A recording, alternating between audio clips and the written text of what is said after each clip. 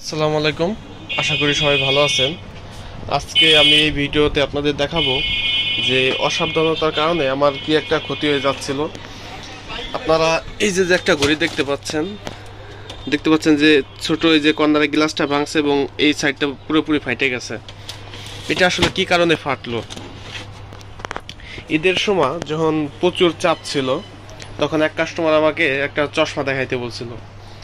আমি কি করছি, এই যে গ্লাসের শাটার পাল্লাটা দেখতেছেন, এটা সজোরে খুব জোরে একটা ধাক্কা দিয়ে এটা দ্রুত সরাইতে গেছে। তো এই কাচের পাল্লাটা এই অ্যাঙ্গেলের উপর দিয়ে সরাসরি না গিয়ে এটা সজোরে এখান থেকে ছুটে পড়ে যায়। প্রায় 5-6 কেজি ওজন হবে টোটাল এই পাল্লাটা। তো এই পাল্লাটা সরাসরি ওইখান থেকে সুইটা এই নিচে পড়ছিল। তো তখন এই ঘড়িটা ছিল না, এটা আবার এক কাস্টমার সার্ভিসিং করার জন্য দিয়ে গেছে। এই যে এই ঘড়িটা এইখানে এরকম ছিল, আর এইখানে এই যে বেল্ট ভর্তি একটা পলিথিন দেখতেছেন, এটা এরকম ছিল। যখন জোরে ধাক্কা দিছি এটা সজোরে আইসা এই যে একটা কর্নার দেখতে পাচ্ছেন, দেখেন এখন স্পট হয়ে আছে। এই যে কর্নারটা, এই কর্নারটা আর কি ঘড়ির এই প্রান্তটায় লাগছে, এই যে এখানে ছিদ্র হয়ে আছে এখানে লাগছে। আর এই বাকি অংশটুকু পুরো গ্লাসটা এই বেল্টের উপর পড়ছে, যার জন্য এত বড় একটা গ্লাস এই যে দেখতে পাচ্ছেন এই গ্লাসটা ভাঙে নাই, শুধু এই ঘড়িটাই নষ্ট হয়ে গেছে। এই যে দেখতে পাচ্ছেন ঘড়িটাই নষ্ট হয়ে গেছে। যদি এইখানে বেল্ট ভর্তি এই প্যাকেটটা না থাকতো তাহলে এই গ্লাসটা পুরোপুরি ভাঙে যেত। সেখানে যদি ওই মুহূর্তে ভাঙতো আমার হাত পা কেটে যেত। আর গ্লাসের কাটা তো কতটা ক্ষতি করে তো আপনারা জানেন। একটু অসাবধানতার কারণে বড় ধরনের বিপদ হইতে পারতো। তো সেটা থেকে রক্ষা পাইছি, এই জন্য আমি এমনিতেও খুব সাবধানতার সাথে চলাফেরা করি। তারপরে দেখেন সাবধানতার সাথে এই করতে যায় একটু অসাবধানতা হয়েছে, তাই মুহূর্তের মধ্যে বিপদ ঘটতে গেছিল। তো পরিশেষে এই ঘড়িটা নিয়ে কি হলো সেটা একটু বলি।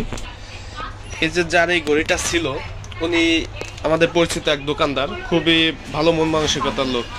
তো উনি দিছিল নতুন ঘড়িটা কিনে, ওই টাইমটা ঠিক করার জন্য আর কি দিছিল, যে ভাই টাইমটা ঠিক করে রাখেন, আমি পরবর্তীতে বাজার করে এসে যাওয়ার পথে নিয়ে যাব।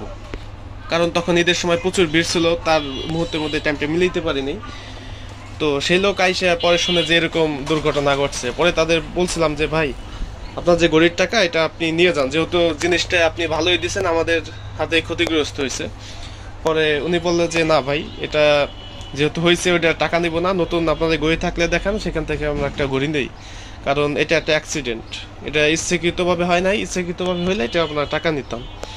লোকটার ব্যবহার খুবই ভালো লাগছিল। পরে শেষে আমার এখান থেকে বেশ কিছু ঘড়ি ছিল, সেই আইটেম থেকে ঘড়িগুলো উনি একটা নিচ্ছে।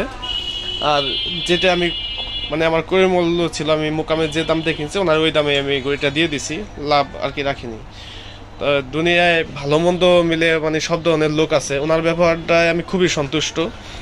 আর দ্বিতীয় কথা হলো, একটু অসাবধানতা হয়েছি, কত বড় একটা দুর্ঘটনা ঘটছে। আর এই ধরনের যাদের দোকানে গ্লাসের চ্যানেল পাল্লা আছে তারা জানেন যে এগুলো মাঝে সাঝে ভয়ানক রূপ নেয়। এর মধ্যে যে চাকাগুলো থাকে, আপনাদের এই চাকাগুলো একটু দেখাই। আমি কয়েক পিস নতুনও কিনছি এগুলা, কারণ এই যে চাকাগুলো মাঝে সাঝে নষ্ট হয়ে মাঝে সাঝে অনেক বড় বিপদ ঘটে। এই জন্য আমি কয়েকটা চাকা কিনছি, মাঝে মধ্যে আমাদের পাল্টাইতে হয়। এই যে চাকাগুলা এই চ্যানেলের মধ্য দিয়ে এই যে এইখান দিয়ে বইরা পরে স্ক্রু দিয়ে আটকাইতে হয়। তো এই যে চাকাগুলো চ্যানেলের উপর দিয়ে এরকমভাবে চলে। তো এই চাকাগুলা যখন নষ্ট হয়ে যায়, নষ্ট হয়ে গেলে দেখতে পাচ্ছেন যে বিয়ারিং এর মতো এই চাকা, এই বলগুলো যাই এটার মধ্যে লক হয়ে যায়। যখন লক হয়ে যায় তখন এই পাল্লাটা আর কি সরে না, তখন এই জিনিসটা আইট হয়ে যায়। যখন একটু জোরে ধাক্কা পায় অমনি এই চ্যানেল যে এই যে চ্যানেলের এরিয়াটা দেখছেন এটা সাইডে বাইরে আসে, তখন কইরে যে কোনো মুহূর্তে দুর্ঘটনা ঘটে। আমার পাশের যে দোকানটা, ওনারও এরকম একটা গ্লাস ছুটে পুরোপুরি ভেঙে গেছিলো।